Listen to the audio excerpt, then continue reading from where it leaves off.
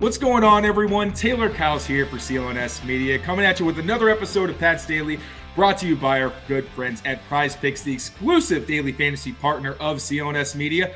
More from them later. But for now, I'm so excited to welcome Field Yates back to the show of ESPN. Dude, you've been killing it.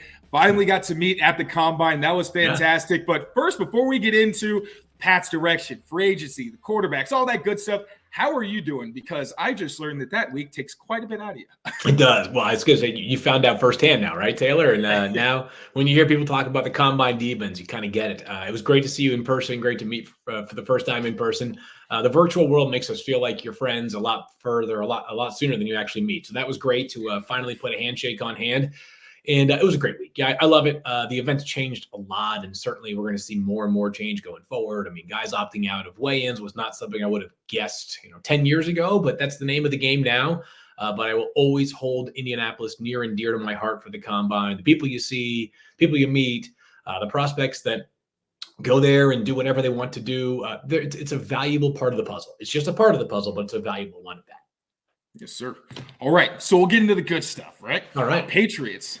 A lot of changes. Now, you spent some time in the building with the old Belichick regime. Now, obviously, general manager. We got Elliott Wolf as de facto. Always got to include that little tidbit. And we got Gerard Mayo as head coach. Pretty much cleaned house on the offensive staff.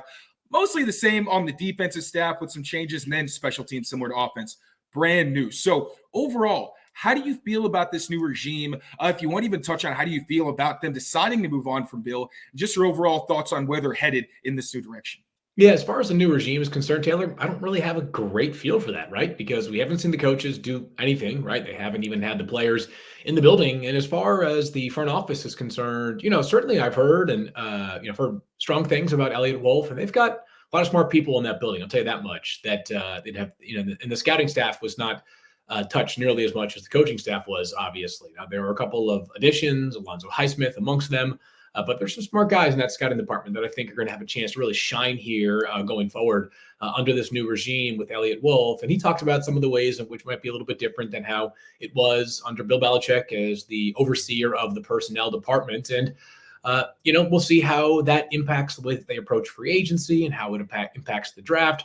Elliott gave us a general sense of how things will work, but I do think you'll see even more influence from some of the people in their scouting department who have big titles and now might have even larger roles going forward. But again, too soon to tell anything because they haven't. I mean, I guess they've made a couple of moves in terms of transition tagging Kyle Duggar and a couple of releases that have taken place so far, but not a lot of major moves to judge thus far. We'll have a better feel for that a week from right now once free agency is off and rolling, and then certainly 50 days from when you and I are talking when the 2024 NFL draft begins.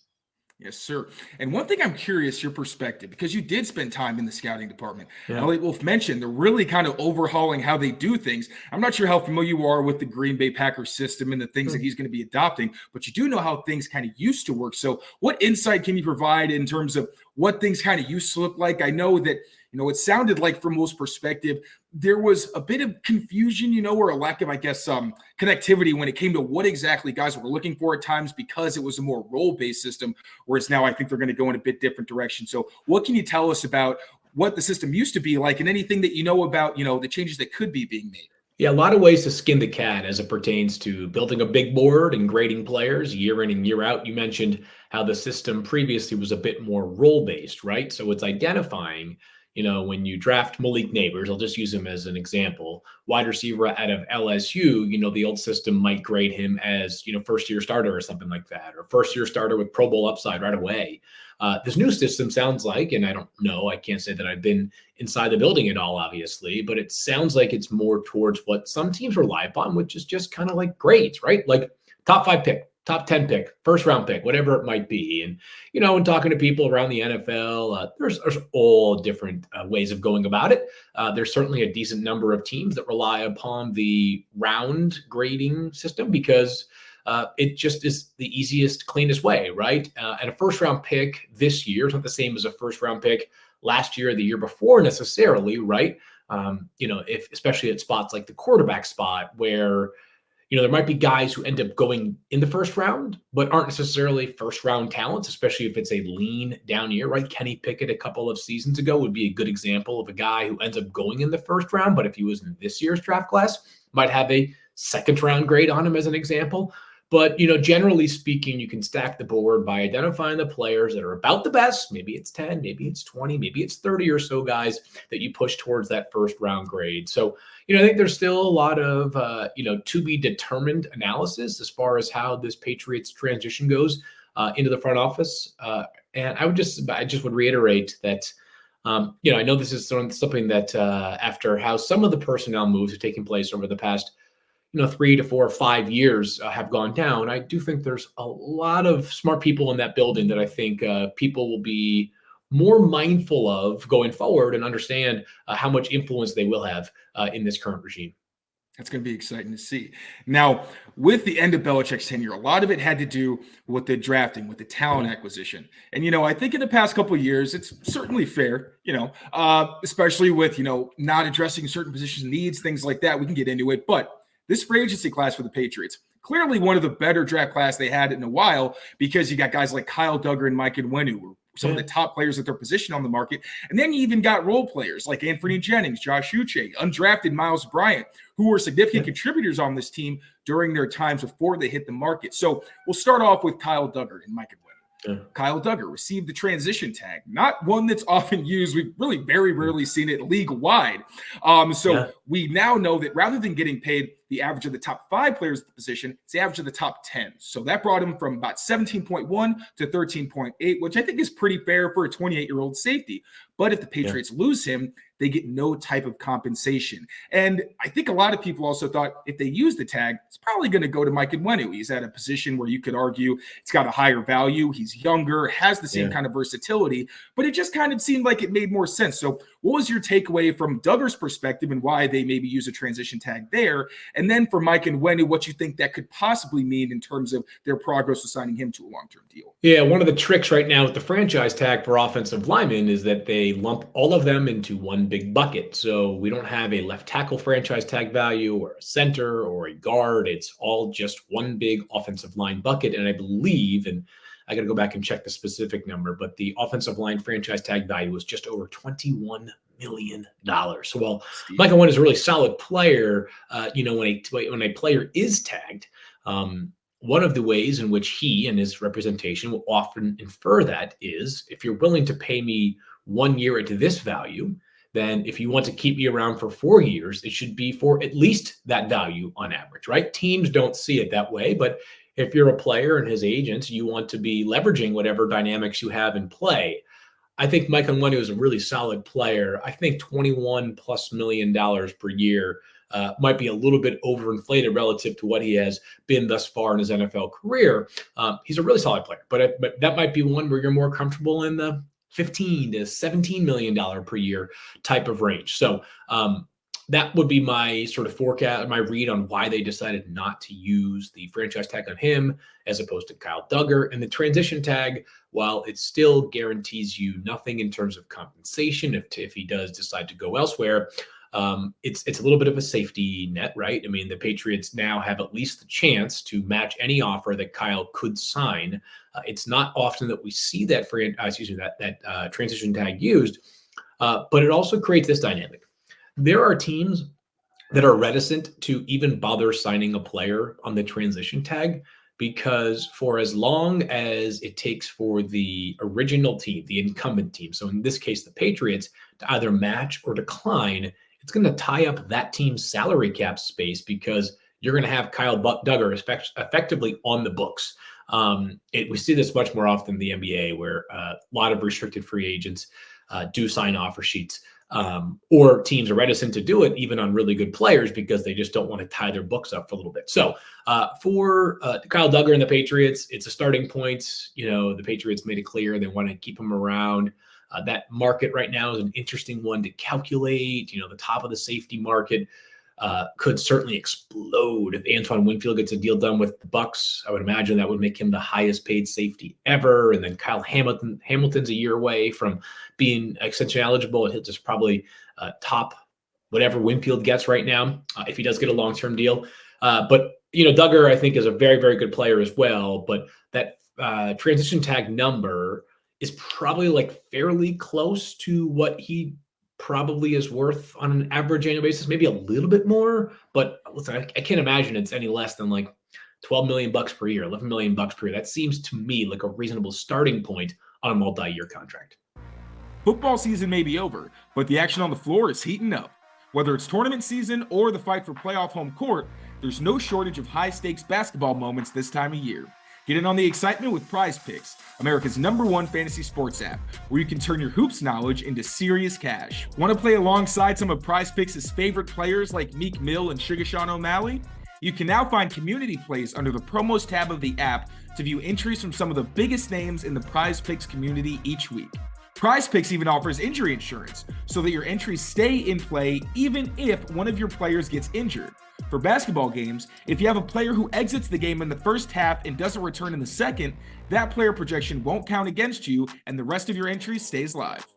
With Jason Tatum going for the MVP, I'm taking more on his points and rebounds. Download the app today and use code CLNS for a first deposit match up to $100.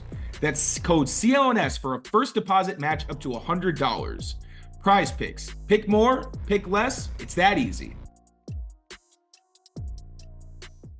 What do you think about where Mike Onwenu's starting point could be? Because again, he is a unique situation where he's probably a best fitted guard, but he's showed that he can play tackle. We saw him hold up against TJ Watt. Now we can argue how, what kind of shape TJ Watt was in after what happened early in that game, but still, we saw he went up against Khalil Mack and he did hold his own. Admitted there were some struggles he had, but he said, hey, when I'm on my technique, I'm good.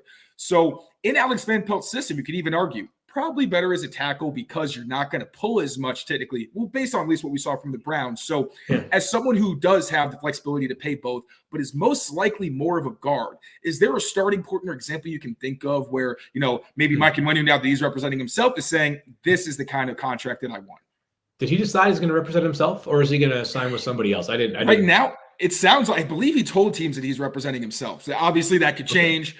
This is also going to air a couple of days after we record it, so who knows? But as of now, it does seem that Mike Onwenu is going to represent himself.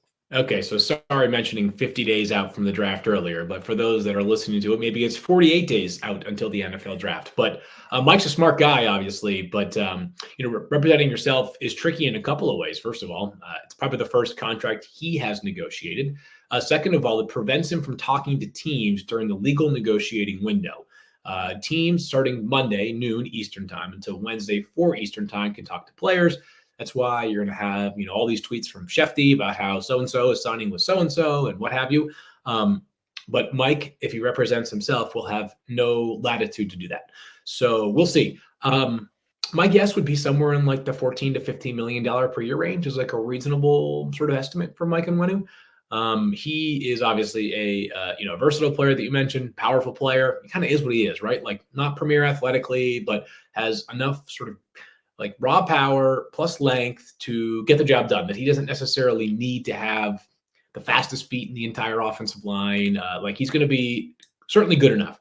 And the fact that he showed himself at 2 different spots does create a bit of a floor for him. So maybe it's $14, $15 million per year. Maybe it gets up to $17 million per year. It's free agency, right? That's what happens in the NFL as we see contracts that way surpass our expectations or projections. So that seems a reasonable spot to me, but we'll find out if he keeps no agent, I guess Wednesday or starting Wednesday at 4 p.m. Eastern time.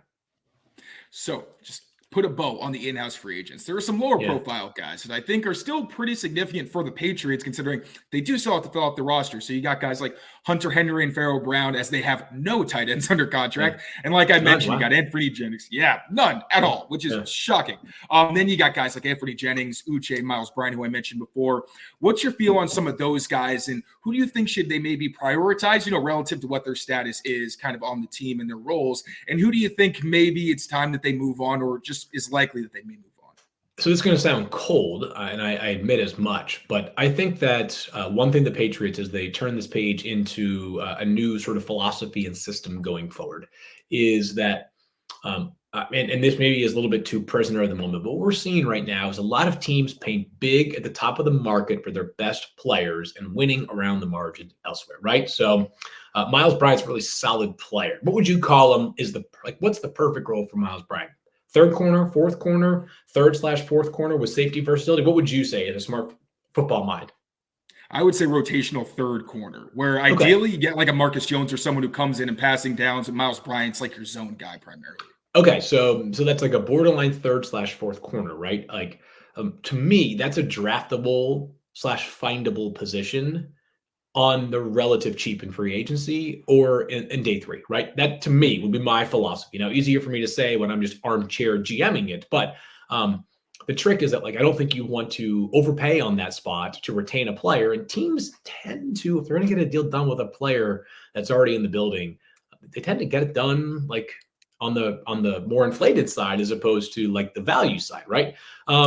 So I think for those players all had solid seasons. You know, Jennings had kind of his breakout year, was excellent against the run, was like a behind the line of scrimmage splash player without as much pass rush production though, and that's what gets you paid in free agency. So I would argue that pretty much all of those are guys that if you're bringing them back on your terms, that's okay. Hunter not only fills the tight end void, but also was a team captain this past year, a guy that certainly has been respected in that locker room for his 3 seasons in New England. I just don't think that you want to extend yourself on players of that caliber and all of a sudden see that money that was at the beginning of the week, I had it at $96.9 million in cap space.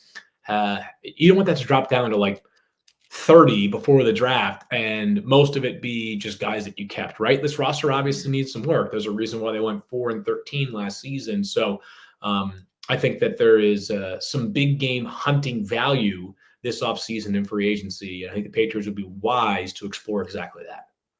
When you talk about guys that are going to take up that cap space, I feel like it's not mentioned enough. Christian Barmore as an extension There's a good one. because Totally. you know he did have his breakout season. That was his one really great season. So you could argue, okay, maybe they want to wait until you get a few maybe games in the next season and see if he can continue to keep that up. But I mean, it was pretty dominant. I think you could argue that he was up there with the guys who made the Pro Bowl and even the All Pro for the AFC. So do you think that he's someone that they should maybe prioritize and say, hey, if there's a chance that we go out and sign like a Christian Wilkins or, these big name defenders, we should probably take care of our guys first if we're really going to live by this philosophy of the draft, develop, and extend? Or do you think it might be smarter to wait until next season before you get something like that done? I pay him right now.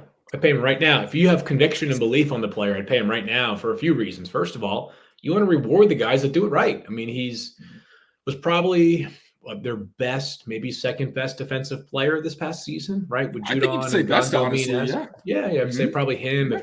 If at moments Duggar as well, right? One of those two, if I had to argue, was some solid contributors that maybe are like a couple, a tier or two, like Tavai, rock solid, but not at the same level, right? But I'd be extending him right now, and for a few reasons. One is that if he does that again next year, the price tag's going up, right? We've had this exploding defensive tackle market last year. Deron Payne and Quinnen Williams. There were like 5 guys that all got paid like major dough, right? And it's possible that number explodes again because of Christian Wilkins being like a true blue free agent, right? He's 26, 27. A Massachusetts kid, by the way, from Framingham. Yeah.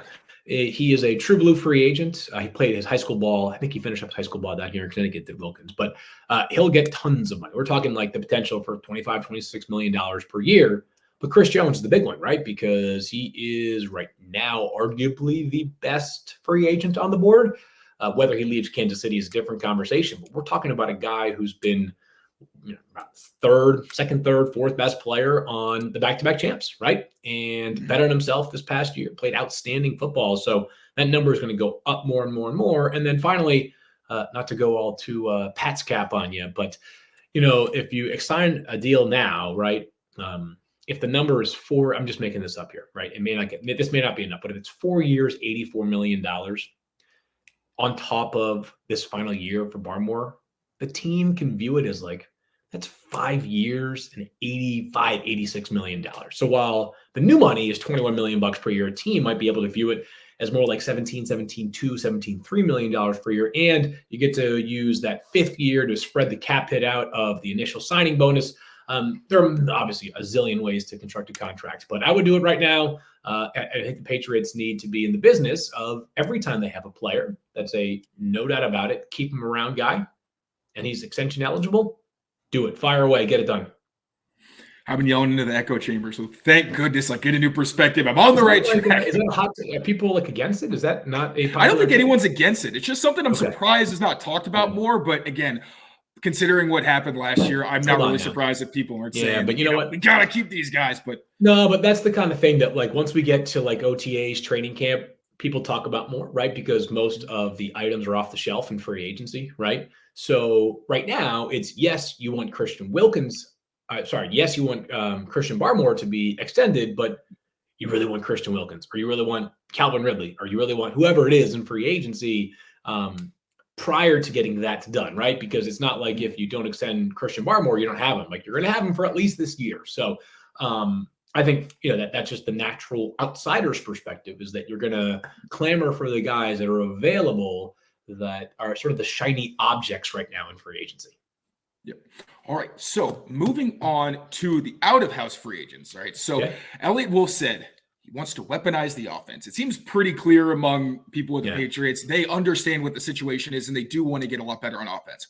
The problem is great players don't tend to hit free agency unless there's some kind of red flag involved. And we've already seen that. You got guys getting tagged. You got Mike Evans getting extended. Like, teams are understanding we need these guys. We don't want them even touching the market if we can help it. So based on the landscape and what's available, whether it's receiver, tight end, running back, who do you think are some options the Patriots should go after? Even if they're not necessarily game makers, but guys who could contribute at a decently high level and kind of maybe combine to be able to make this at least a respectable offense, even if it's not, a top 10 explosive unit. It's a receiver. It's receivers. That's what it is, right? I mean, I'm not trying to totally crush the value of running backs or tight ends, but they got a plenty good one in Ramondre Stevenson, and they can find one somewhere in the middle of the draft as well. There is plenty of evidence that they can do exactly that. Tight ends, there's not that many good ones in the draft. As a matter of fact, there's only one true blue tight end, that of course being Brock Bowers. But who, and this is a somewhat reductive way of thinking of it, but who's the highest paid wide receiver right now? The answer is Tyreek Hill. He makes $30 million a year. Who's the highest paid tight end right now? It's George Kittle at $17 million per year. Who's the highest paid running back right now? It's Christian McCaffrey. He makes $16 million per year. The league values top end wide receivers, and that's just the way to go. So if you're looking at the available wide receivers right now, I would argue that Calvin Ridley is at the top of the list. And that would be like, I'd be calling Calvin Ridley's agent, the minute you're able to. And that would be my first call, is get it done. It ain't going to be for lack of resources, right? Now he's going to have suitors for sure, right? And he's going to have to make a choice. And Jacksonville, I know, is motivated to bring him back. And he's imperfect. He's a little older. He's actually sort of sneaky old for a guy that just finished his rookie contract, even though, of course, he missed a full season because of the gambling suspension. But he'd be my sort of like true blue. He would be the weaponizing factor at the wide receiver spot. Anybody behind him, even if it's just kind of like complimentary guys, because obviously there is a pretty significant drop off. But I was thinking guys like Darnell Mooney. I don't think Hollywood Brown's necessarily a good fit, but anybody you think could maybe fill that void if they say, you know what, moving on from Devontae Parker and Juju, maybe we get Calvin Ridley, but we might need one other guy who could line up at the outside, but also maybe contribute inside, something like that. Yes and no. Yes, because those guys represent upgrades. I think there is a little bit of a fool's errand in free agency in paying mid-tier wide receivers, because you end up paying big bucks for that, right? Every once in a while, those become smash hits. And Mooney is a good player. He had 1,000 yards as a second-year player a couple seasons ago, but hasn't quite fit. He did. He's a slot speed guy. He led Chicago in slot snaps this past season, so they need to address that slot spot themselves at some point. But I'd be careful there. Again, that would be one where I'd have to be on your own terms. If he's looking for $15 million a year, I'm thinking to myself, is that a $15 million per year player? I'd rather keep Mike Onwenu and draft a guy at $15 million would be my take. So I'd be careful on the wide receivers that you are not sure are difference makers number ones, which I think, all things being equal, Calvin Ridley is the lone realistic option, because he's going to be a free agent, that I would say checks that box. It's a great point. You want to overpay for the right players, because if you overpay for good players, it's not really overpaying. But you don't want to overpay for that mid-tier, because that's when you get a lot of the contracts that they're kind of stuck with now. So yes, last correct. one. That's exactly right. Oh, yeah. Mm-hmm. Yeah. And now moving on to the quarterbacks. We got to address quarterback. So we got to see the top quarterbacks, the top three, not perform, but we did get a little, insight into their personalities. They got their press conferences. We got some reports on how they interview, things like that. But even someone like a JJ McCarthy, where it seemed like his buzz really started to pick up last week, kind of starting to sneak into that top three, maybe top four conversation. So for the not Patriots, top three, not top three. I mean, do you see it? I know you study these guys. Do you see it? I do not see it. I feel like it just needs to be now. It's also lying season. So. Yeah, I was just saying, Taylor, when it comes to evaluations, when you're grinding the tape, call it like you see it, right? And I know, if you don't see it, and I get, like, I'm just telling you, like, I've spent every day since what was week 0, August 27th or something like that in the college football season, watching these guys. I've seen every throw, every game of each of the top 3 quarterbacks, and close to every throw of every game from JJ McCarthy as well. Michigan had a couple of cupcakes early in the season, obviously. So there are a couple games that I let sort of go by the wayside for now, but they'll be touched upon in the next few weeks here. But yeah, to me, it's pretty obvious. There's a clear drop off. I mean, you can rank the first 3 quarterbacks however you want: Caleb, Jaden, Drake, Jaden, Caleb, whatever you want to do. But I can't reiterate this enough. 4-13 sucks for Patriots fans, but being number 3 in the draft is incredibly powerful. The Patriots have 2 options at pick 3 right now. One, and I would argue for this, is take the third of the 3 quarterbacks. You can have your own evaluation. Anybody out there who's watching this might feel a certain way. I'm just telling you, based off my evaluation of these 3 players. Again, I've spent the past 6-7 months, whatever it is, following these guys as closely as possible and talking to people that know them on a personal level, that have spent time around them, have a good sense of their leadership and their football IQ and their processing and all these things that go into the position that you can't grade off of film. These guys are true blue quarterback prospects. These guys are potential 10-year franchise options. And if there are Patriots fans that are watching, they're saying, didn't we say that about Mac Jones? This is different. This is different. Mac obviously had an awesome rookie season and has some really solid traits when he has time and space around him. These guys are problem solvers, though, in a way that Mac isn't, right? These guys, Jaden Daniels, back-to-back seasons rushing for 1,000 yards. Caleb Williams, one of the most incredible, innovative quarterbacks that I've seen in a long time. And Drake May, 6'4", 229 pounds. The kid was built in quarterback factory, and he's got an absolute hose. Plus, the dude can move. The dude's got, he's a sick athlete as well. He led UNC in rushing 2 years ago. So, to me, it's you take the third, and the job is, I get it. Some would say that, hey, if he's your third best quarterback, you're really settling. No, your responsibility as the front office and the coaching staff is to build a team around him and design an offense around that player. Because I'm just telling you, each of these 3 guys is good enough to be the real deal for a long time. Option 2 would be trade the pick. Taking anything other than quarterback at pick 3 would be, to me, organizational negligence of the highest order. There's way too much value, because even if the Patriots don't see quarterback 3, whoever it is that's quarterback 3 off the board as a guy that they can build their franchise around for the next 10 years, there will be teams out there that will view whoever it is at quarterback 3 as a no doubt about it must acquire this player. There's just way too many teams who have quarterback uncertainty and would love to get their hands on a guy like Jaden Daniels or Drake May or Caleb Williams. So the Patriots have 2 options at pick 3. It's take one of those quarterbacks or trade back and get the absolute haul. Yeah. I'm on record though. I'm keeping the pick and taking whichever quarterback is there. I also, just go back to JJ McCarthy. I agree. I understand why he's in the first round conversation. He's got the youth. There's talent there. I get that.